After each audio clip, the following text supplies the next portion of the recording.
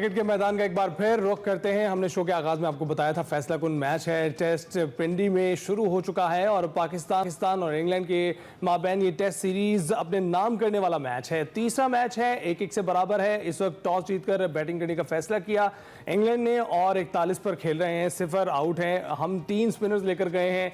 हमने स्पिनर्स को आजमाना भी शुरू किया है, लेकिन कोई स्पिनर काम नहीं कर रहा है। अभी स्पिनर्स का जादू नहीं चला है, कोई आउट नहीं है इस वक्त तक और 41 स्कोर हुआ है। इसी पर बात करने के लिए हमारे साथ मौजूद हैं हमारे स्पोर्ट्स के सीनियर तजज़ियाकार सलीम खालिक साहब। सलीम साहब, कैसे हैं आप? मैं बिल्कुल ठीक हूँ, आप सही हैं? जी बिल्कुल ठीक ठाक। ये बताइएगा कि इस वक्त क्या सूरत हाल देख रहे हैं? क्या मैच जीतेंगे? क्योंकि ये तो स्ट्रेटजी कुछ समझ से बाहर थी, क्योंकि पिछला मैच हम जीते, वही हम 11 लेकर अब इस बार सामने आए हैं।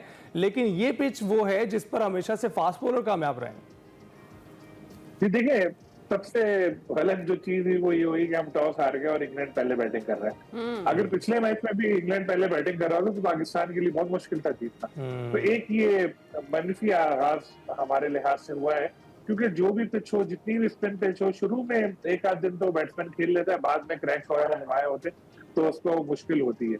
तो जिस तरह आपने देखा कि शुरू में इंग्लैंड के बैटर मोहतात अंदाज में खेल रहे थे, जज्बाती भी हुए, एक आध दफा कैच होने से भी बचे, उठा दी थी गेंद, लेकिन अब जरा वो उन्होंने अपने स्ट्रोक्स खेलने शुरू किए हैं, बिल्कुल वो वेस्ट बॉल स्टाइल में, तो लेकिन फिर भी खेल रहे हैं वो। तो अगर इंग्लैंड ने एक बड़ा स्कोर कर दिया तो पाकिस्तान के लिए मसला होगा। फिर एक चीज और आपने नोट की होगी कि गेंद इतनी ज्यादा टर्न हो नहीं रही है, लेकिन एक चीज है, बॉल्स बहुत लो है, कुछ बॉल बिल्कुल नीचे आ रही है, तो बॉलर्स के लिए यकीनी तौर पर इधर होगा फायदा। लेकिन मुल्तान की जो पिच थी वो थी 9 दिन की, 8 दिन पुरानी, मतलब दूसरा मैच मुसलसल हुआ था और उसको कोशिश की थी वहां पे, तो चौथे पांचवें दिन ही क्रैक्स पड़ जाते हैं टेस्ट पिच पे, तो 8-9 दिन हो तो क्या हाल हुआ आप सोचें। यहाँ ऐसा नहीं है, यहाँ एक नई पिच बनाई गई है और जिस तरह आपने कहा कि रिवायती तौर पर जो पिंडी की पिच होती है उससे पेसर्स को थोड़ी बहुत मदद मिलती है। तो ऐसा नहीं है कि वो बड़ी तबाही ढा देते हैं, क्योंकि पिछली सीरीज जो 2022 में हुई थी, इंग्लैंड ने एक दिन में 500 रन बनाए थे यहाँ पे, तो लेकिन फिर भी इतनी स्पिन की तवक्को फौरी तौर पर हमें नहीं कर सकते हम। और मुझे बड़ी हैरत हुई जब मैंने देखा कि एक फास्ट बॉलर के साथ ही ये मैच पाकिस्तान खेल रहा है। मुझे लग रहा है गिलेस्पी भाई भी खुश नहीं है इससे, क्योंकि सिलेक्शन के अमल से उनको हटा दिया गया है। और कल जिस तरह वो प्रेस कॉन्फ्रेंस में उन्होंने कहा कि मेरा कोई ताल्लुक नहीं है सिलेक्शन से, मेरा कुछ नहीं है, मैं सिर्फ टीम की day to day match day पे स्ट्रेटेजी क्या होगी ये बनाऊंगा। अच्छा। तो अभी तक की अलामात ये नजर आ रही है, लेट्स सी के फिर आगे क्या होता है। अच्छा, फिलहाल की जो स्ट्रेटेजी है, अभी कहा तो यही जा रहा था कि आज की पिच जो है वो आगाज में बैटर्स को उससे मदद मिले। ने कहा कि ये तो अच्छा नहीं हुआ हमारे लिए कि टॉस हम नहीं जीते और इंग्लैंड ने टॉस जीतकर बैटिंग का फैसला कर लिया है। तो ये जो स्पिनर्स के साथ सारी की सारी उम्मीदें लगा ली थी, वैसे इंग्लैंड ने भी लगाई थी हमें देखकर, तो क्या ये दुरुस्त फैसला आपके ख्याल में किसी हद तक भी था? क्योंकि अभी आपने खुद ही बात की कि आप हैरान हुए कि जो पिछला रिकॉर्ड था हमारा इसी पिच पर वो कुछ अच्छा नहीं था, बल्कि खासा बुरा था, और इधर तो चल ही फास्ट बॉलर्स रहे थे। जी बिल्कुल, लेकिन अभी कोशिश की गई है। यहाँ पर आपने देखा होगा बड़े बड़े इंडस्ट्रियल साइज पंखे लगाए गए और वो ड्राई करने के लिए पिच को कई ऐसे इकदाम किए गए। तो कोशिश तो की है कि स्पिन पिच बनाई जाए, लेकिन अब कितनी बन पाती है ये एक अलग बात है, किस तरह से होता है। और जो विनिंग कॉम्बिनेशन पर एतमाद है पाकिस्तान का, वो आपके ख्याल में दुरुस्त फैसला है? देखिए, एक पेसर और होना चाहिए था। मीर हमजा इंजर्ड हो गए थे तो मोहम्मद अली या किसी को खिला लेते, एक पेसर और होना चाहिए था।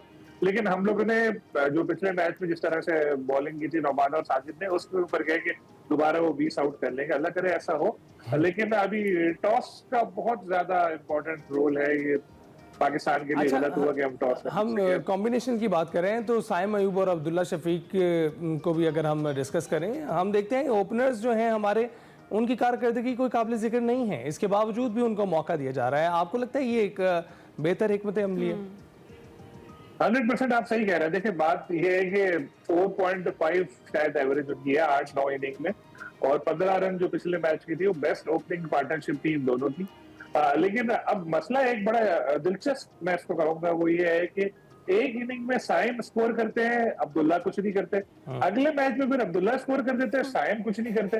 तो आप अगर उन दोनों की परफॉर्मेंस देखेंगे तो वो ऐसी 19-20 चल रही होती है। ऐसा नहीं है कोई एक ही फ्लॉप जा रहा हो। तो सेलेक्टर्स के लिए भी बड़ी मुश्किल हो रही होगी यार किसको निकालें, क्योंकि ये अपनी इंडिविजुअली तो चल रहे थे, लेकिन पहली विकेट हमारी जल्दी गिर जाती है और उन दोनों में से कोई राय रहेगी होता है। लेकिन अब अगर इस टेस्ट में नताइज हमें अच्छे नहीं मिल सके, खुदा ना खास्ता इस टेस्ट में भी अगर ओपनिंग प्लेयर हमारा अच्छा नहीं गया, अच्छा। तो हमें फिर दूसरा सोचना पड़ेगा कि हम पीछे जाएं, मामूलन को वापस लाएं, या आगे बढ़े, किसी और नए प्लेयर को मौका दे, या कॉम्बिनेशन चेंज करें। शान मसूद जो पहले ओपनिंग किया करते थे खुद ओपनर आए और फिर बाबर आजम को इधर फिट करें टीम में, ठीक। ये भी हो सकता है। तो सलीम खालिद साहब, ये जो करंट कॉम्बिनेशन है, इसी कॉम्बिनेशन के साथ ये मैच अगर जीत जाते हैं, हम सीरीज अपने नाम कर लेते हैं, तो फिर क्या बाबर और शाहीन की टीम में वापसी होगी?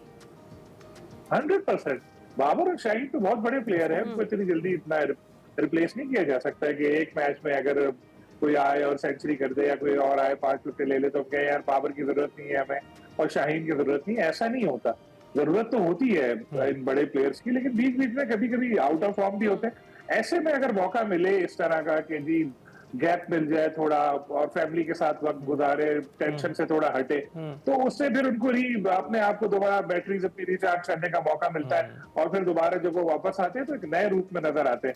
हम ठीक है कि कह रहे हैं शाहीन को बुरा भला, लेकिन हमें ये भी देखना चाहिए हमारी पिचेस कैसी है कि वहाँ बेचारे बॉलर्स, फास्ट बॉलर्स के लिए तो कुछ थका होता ही देने नहीं वाली है। पिचेस तो हैं, आप- बिल्कुल बॉलर्स को थका देने बाबर वाली out of form, Babar out of form है वो, अब होपफुली जब वापस आएंगे तो फॉर्म में हमें दिखाई दे। ये बताइएगा सलीम साहब, एक हिकमत अमली की बात आखिरी बार हम रैप करना चाह रहे हैं अपने नाज़रीन के लिए। ये बताइएगा कि आप किस तरह से देखते हैं, अगर एक हिकमत अमली कामयाब हुई है उसी पर चलते रहना क्या मुनासिब है?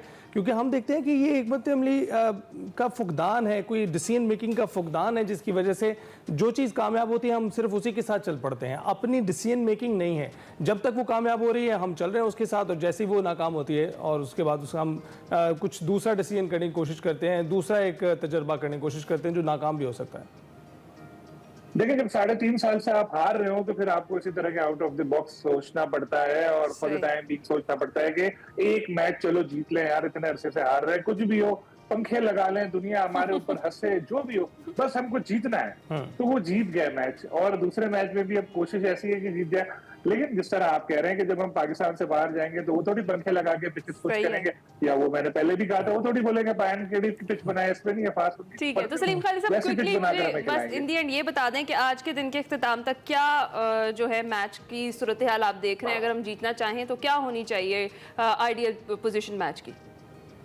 इंग्लैंड को ऑल आउट करें और एटलीस्ट वरना कोशिश करेंगे बहुत ज्यादा स्कोर वो ना बनाए, जैसे अपने बेसबॉल स्टाइल में खेलते हैं वो मार दाड़ करके स्कोर बनाते हैं, वैसा ना हो, जल्दी आउट करें और फिर बड़ा स्कोर बनाएं। उम्मीद करते हैं कि ये मैच हम जीतेंगे, सीरीज अपने नाम करेंगे। बहुत शुक्रिया हमें जुड़ने के लिए।